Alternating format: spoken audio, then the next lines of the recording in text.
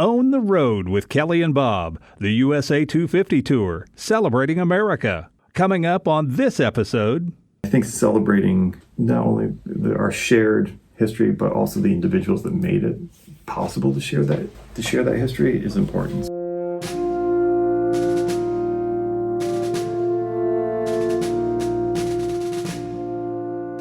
We, the people of the United States of America.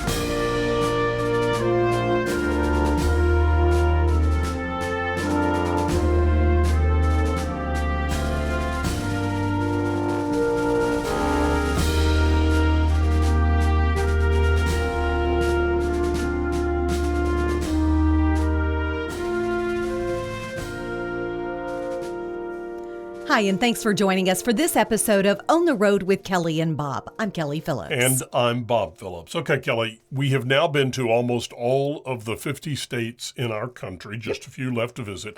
What would you say to this point is the most idyllic of the states?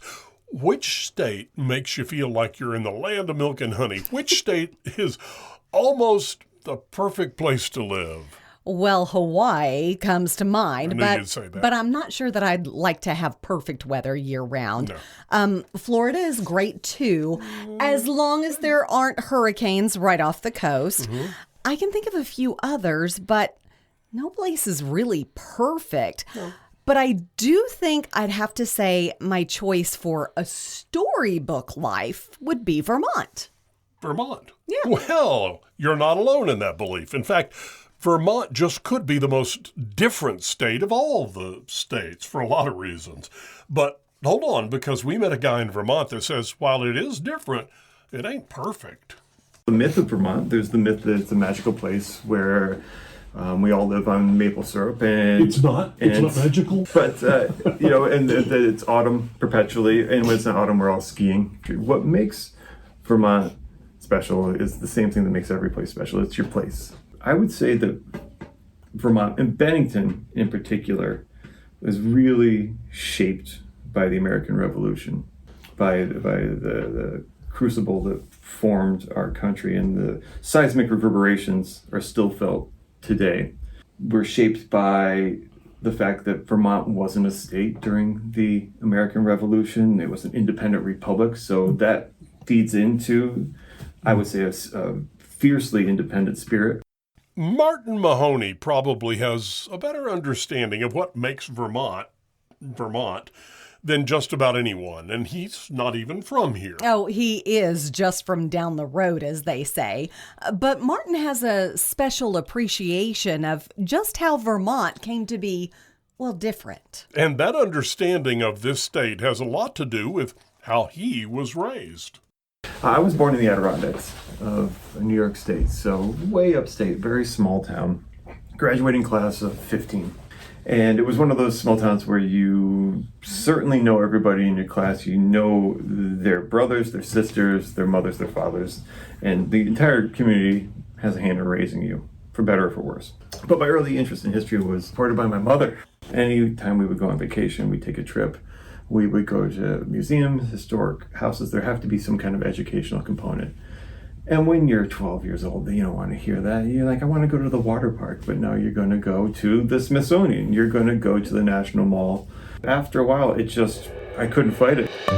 Martin Mahoney says it's mostly his mother he has to thank for his love of American history and culture and art. And while he thought he wanted to be at the water park or playing video games and whatever else it is that little kids do, his mother seemed to know that Martin had the desire to know the story of our lives living there in his DNA. And after stints at places like the Denver Museum of Natural History, the Peabody Essex Museum in Salem, Massachusetts, and the Norman Rockwell Museum in Stockbridge, life led Martin Mahoney here to Bennington, Vermont, where it really can be like living in a storybook. And that goes back to the beginning. It's geographically kind of isolated, not very densely populated. You have farming communities that still struggle today to produce. You have, in some cases, very deep poverty that has to be overcome. And you have a state of state population that's small, so you can't have a big tax base to build on that. In spite of that, Vermonters are independent. I think they're optimistic. They have kick-ass mindset, and I'm proud to be among them. One of the words that I would use to describe Vermont is idyllic. Mm-hmm. I go on a morning run in the fall and a couple-mile loop, but I literally go out of my driveway, go down a hill, go up a hill, and then I'm in farm country. I'm running amongst dairy farms on a dirt road, and there's a beautiful vista, and I'm just on some random back road that nobody else knows about except for the people that live here. Today, Martin is the executive director of the Bennington Museum, a place with a big voice, especially for being in such a small town in such a small state. No, it's not the Smithsonian, and it's not in our nation's capital, but it could be. Inside the Bennington, you'll find all kinds of memorabilia and all kinds of exhibits that tell the stories of people's lives. Important stories that explain who we are and where we came from and how we got from here to there. But as important as those stories are, none are more important than that of one American farm wife who became a legend, Grandma Moses. Grandma Moses was a neighbor, was very active. Wasn't born here or even lived here in Vermont, but right down the street, basically. Yeah, she was born in Greenwich, New York, married in her 20s, actually lived down in Virginia for a number of years, had 5 children that lived. She actually gave birth to 10. And her farm caught fire, and they moved back into Rensselaer County, Eagle Bridge, and for a number of reasons it was very familiar. It was the area where she grew up and worked on farms. She worked from the age of 12. Here at the Bennington Museum, you will find the largest public display of Grandma Moses art anywhere. It is the collected works of a common woman who became one of the most important voices in American art in her time and beyond. This was something that had to bubble up and it just had to get out. It had to express itself. She was encouraged by her family. She was encouraged by people she worked with to kind of feed that, but she never received any formal training. And that talks about who gets to have a childhood, who gets to, have toys and play with them, who gets to go to school. And again, we're talking about how museums are really a center for telling stories. Moses had this desire to create in her, just had to get it out, and ended up painting on anything she could get a hold of. Furniture, glass, cardboard, paper, didn't matter. She was on it. And she wasn't discovered till she was in her late 70s.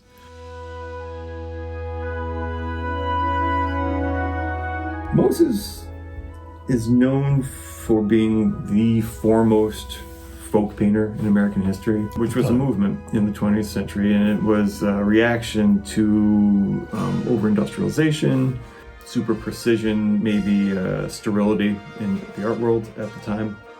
And Moses was seen as a very charming, sometimes crude, sometimes very talented artist who pushed back against that. And the art's accessible, it's happy. She paints her happiness. She paints an idealized version of the area around her.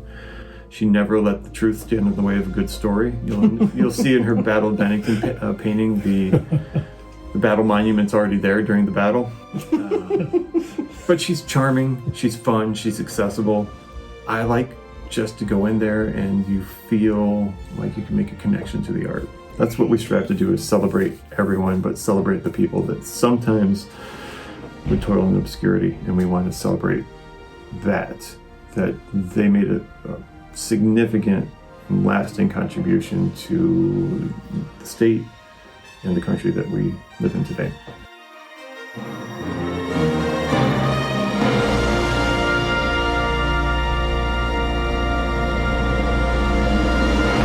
For those that follow us regularly, you know by now that there is a lot more to this story than we have time to tell in our 10-minute intro piece. This one is no exception. Yeah, and eventually, Martin Mahoney found himself here in Vermont at the Bennington Museum. Like we said earlier, this place has a lot of important stories to tell and does it in wonderful ways. And I was an average student in high school, but history, and I had an amazing history teacher, and I still remember his name today, John Clark, who was just head and shoulders my favorite teacher, and he did so much to encourage that in all of his students. And because of him, I took that interest in history into college. I went to Castleton, which is a state college that's just up the road from Route 7. It's probably an hour and a half away from here. And it was 2 hours from where I grew up, but it was a completely different world. First of all, you're in college, and coming from a very small town where you have 15 other classmates to a place where you have hundreds of people, sometimes in the same classroom, was just fantastic. And it was just the right size for me.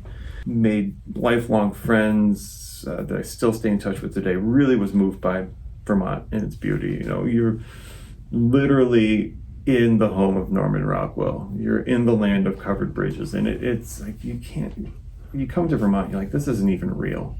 I had the opportunity to take an internship, a paid internship, out in Denver at what was then the Denver Museum of Natural History, which is a huge museum, and just had a fantastic time, again, exposed to more people, more different ways of thinking, different foods, different cultures, and it really started taking a hold of me because I was thinking maybe I would repay that debt that I felt to my history teacher. I'd go into teaching. But then I started moving more towards public history. And fortunately, SUNY Albany had a museum studies public history master's degree. And I applied and got a teaching fellowship, a student fellowship.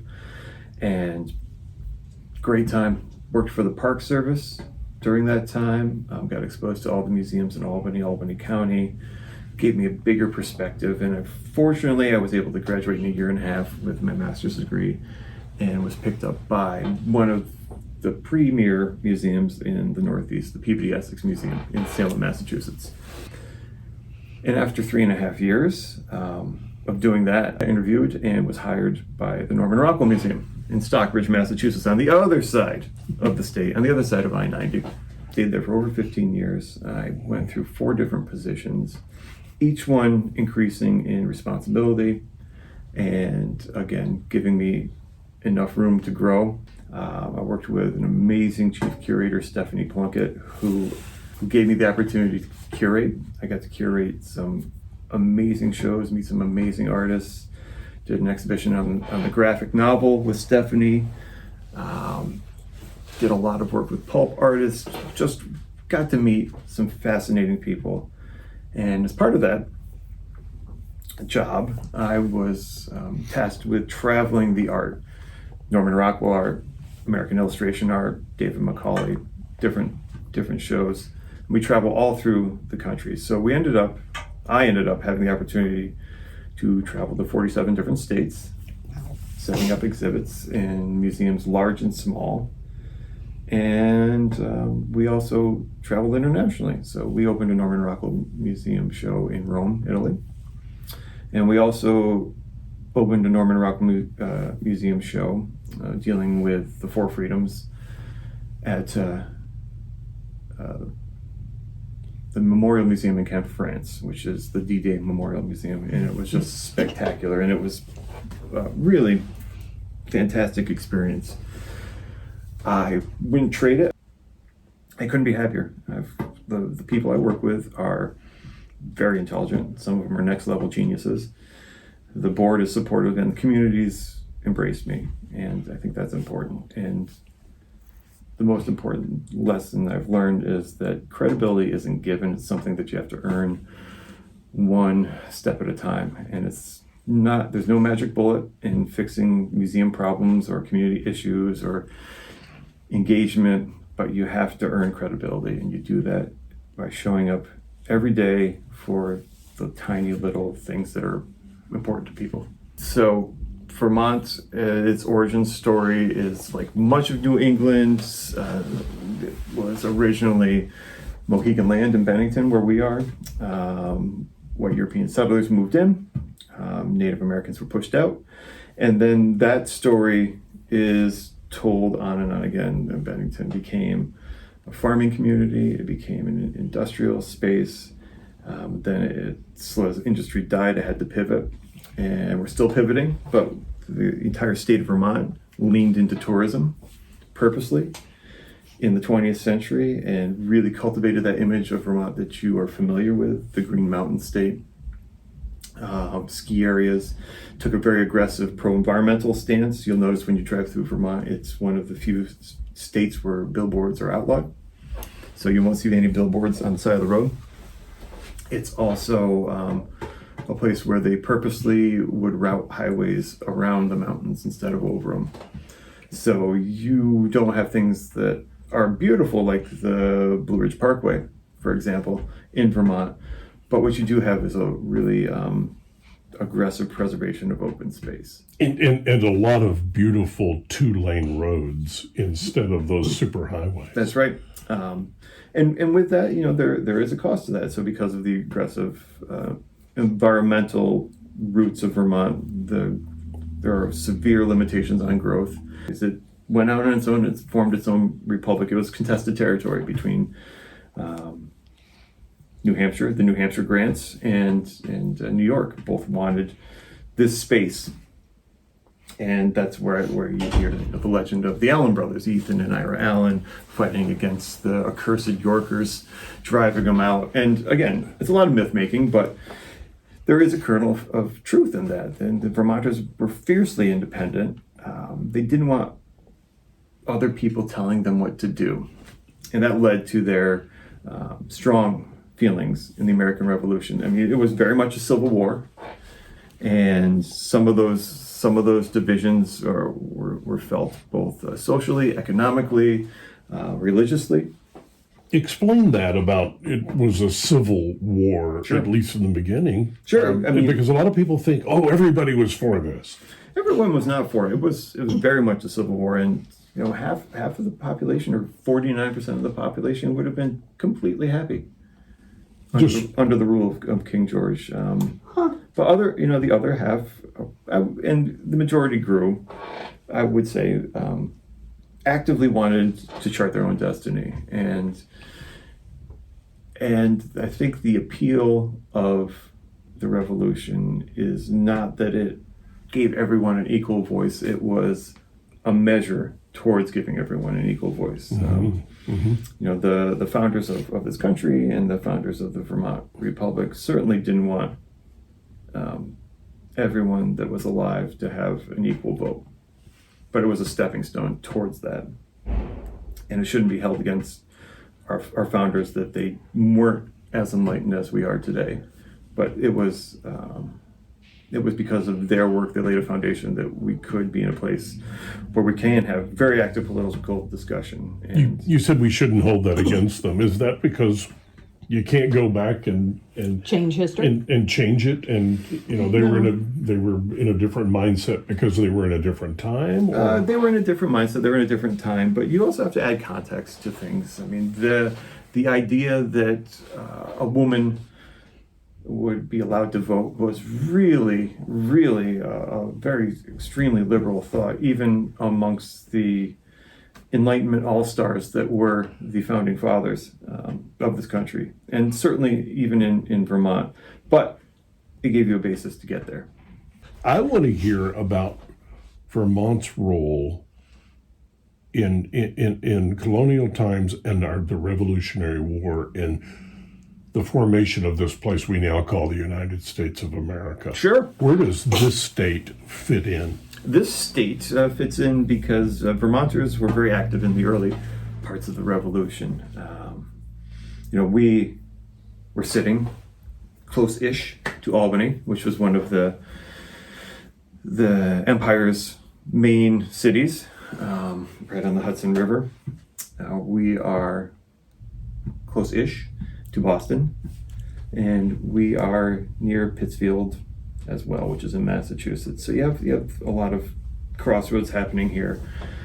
You have a lot of access to information. You have a group of people in the Green Mountain Boys who are already active and trained to resist people coming into what they perceive as their space. Local militia. Local militia, which was the New Yorkers.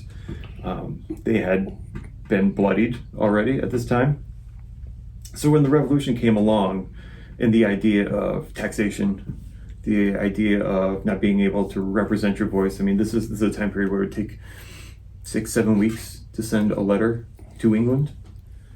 So if you want to redress a grievance, you're not going to hear back for maybe months at a time, if the wheels of government are efficient and turning, which is always the case in my experience. But in the 1700s, it's certainly not going to be the case. So I think the Green Mountain Boys and their supporters immediately saw the utility for themselves as trying to stake out a claim to their space in aligning themselves with the rebels at the time, the revolutionaries. The British were at a complete disadvantage. They had to win. The American troops just had to survive. The British absolutely had to crush the American Revolution. That was the only way they were going to win. And to do that, they had an extended supply line all the way back to Great Britain. They had to feed their troops, they had to quarter their troops, and every time they made a misstep or annoyed somebody or took somebody's chicken or killed an American troop, they would have an entire family against them. So that is the genius of many of these early commanders, particularly General Washington. He knew that in order to win this fight, you just have to keep on fighting. Just be able to get up off the mat one more time. Tell us about this museum. Okay. Why is it here and what is it? So this museum, we're in the Bennington Museum. We're in the office space of the Bennington Museum. The Bennington Museum was originally formed almost 174 years ago. We're coming up on our 175th anniversary as an organization to help commemorate and celebrate the Battle of Bennington. And the ultimate culmination of that celebration and drive would be the building and the opening of the Bennington Battle Monument, which was opened in the early 1890s.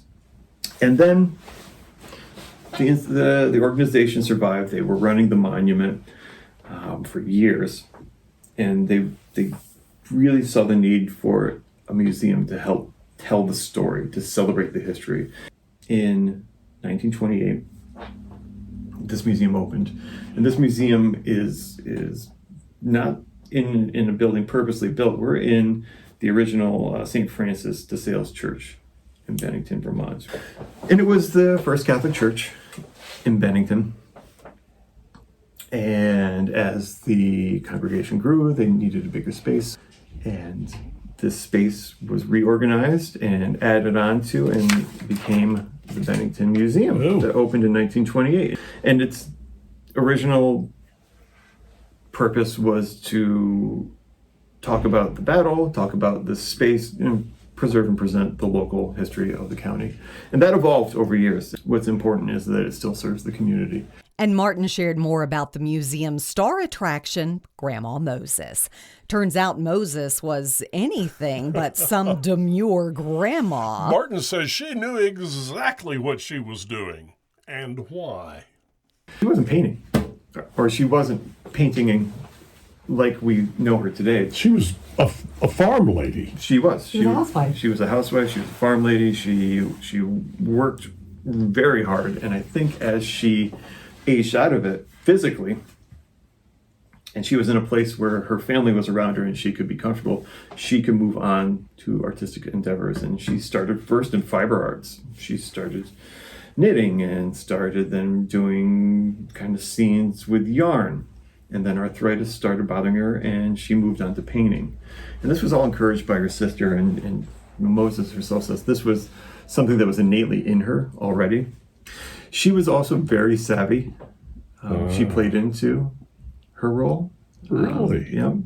She she was very sharp, very intelligent, but I think she knew what she was doing when she would speak with the press or she put articles out there, and she definitely leaned into that grandma persona. Well, and she became the darling of the art community in places like New York City. That's right. Which I find kind of funny, because what's as un-Grandma Moses as New York City or any big metropolis? Yeah, I mean, she was discovered by a significant New York collector and critic, was featured in 1939 at the Modern as part of a group show, which was significant. She picked up an agent in Otto Collier shortly after, who... At what age? Probably 80-something at that time. And he represented her at his gallery, and his gallery was a significant gallery, Collier Galleries, which would become Gallery Saint Etienne. And she was on the cover of Time magazine. She was neighbors with all the artists in Arlington at the time, including Norman Rockwell. You see pictures of the two of them together, both, again, leaning into their persona. Norman Rockwell presents as the prototypical New Englander. He was born in New York City, just outside of New York City. He had a thick New York accent, but he knew that he had a role, and he played it. And they were both brilliant at it. And I think that Moses certainly would put this institution on the map, because we have the largest public collection of Grandma Moses anywhere in the world. How did that happen? Two primarily reasons. First, we're close to Eagle Bridge. We're close to where the works were produced, so they didn't travel far, and they would come to the museum. And two, she was mega famous. Time magazine cover, huge in the 1950s. So I think museum leadership at that time said that we have a role to help preserve and tell that story, and we still do that today. And you've got her school. We've got the Grandma Moses Schoolhouse that she went to. Yep. And you moved that here. Mm-hmm. We did. Moses is the hook to get them in the building, and once they're in here, we can show them so much more. But there's a number of significant collections. We've got a very good Battle of Bennington collection, American Revolutionary War history. Moses, a very phenomenal stoneware and pottery collection. And we've got a strong 20th century modern collection as well, because of our proximity to Bennington College and the artists they were bringing up there, including Bennington College was one of the places where Helen Frankenthaler learned to become the Helen Frankenthaler we know today. And it's just a phenomenal artist. You also had people like Martha Graham coming to Bennington College to teach dance. You had just these monumental 20th century figures that still come out of Bennington College. Why here? Well, you're talking about the myth of Vermont as a place. You're talking about Bennington College being very aggressively liberal arts minded. It's attractive to people with that mindset. What do you hope people take away when they come visit this museum? What they come away with an appreciation that history happens everywhere, that we celebrate everyone's story. So whether you were nationally famous artists like Grandma Moses, or you worked in the woolen mills in the area, or you just came through and skied, that you're still part of that story. You're still part of the fabric of everything that we talk about. And I think celebrating not only our shared history, but also the individuals that made it possible to share that history is important. So I hope they come away with an appreciation of the place and the space, and that history happens everywhere. And we're just like any other institution, any other place. We all have special stories to tell, but there isn't a limitation on the joy or the excitement or what you can learn. So you go to every space and just open your mind. And I think that's really wonderful to go to museums and do that. And history's definitely not mostly about the famous people that we hear about it in our high school history class. Right. I mean, history, the people that you don't hear about in your high school history classes are the ones that worked, that bled, that sweated and died in obscurity. But they're the building blocks on everything that we stand on. They're the people that actually did it. They're the people that made the furniture. They're the people that put together your cars. They're the people that fought in your wars. They're the people that, part of the labor movement. And then they're the people that we fought against. But that is all part of our shared narrative. I've got to ask, what does your mom say about what you're doing? There's a mother question. I think my mother is a little confounded because both my brother and I went into the museum field, and we've both done pretty well in our respective fields. I think she's proud. I'm sure she's proud of me and my brother, but still wonders, what the hell do you do? You might know about this? All mothers wonder that about their that's sons true. In particular. Yeah, but would you encourage parents to expose their kids to history? Oh, that's a good question. Yes, absolutely. I think the more exposure to the different voices, the different trends, not only in history, but in interpretation and in literature and art, the better off you are. Because if you want to know, you got to go. You got to get out into the public. You got to get out into the world. And, the best remedy for racism is travel. Go and interact with people. And if you can't do that, learn as much as you can, read as much as you can, go to the theater, watch a movie, go to a museum, and just experience it and dive down. And knowledge is the best and probably most effective tool to any of the anxiety that we feel out there today.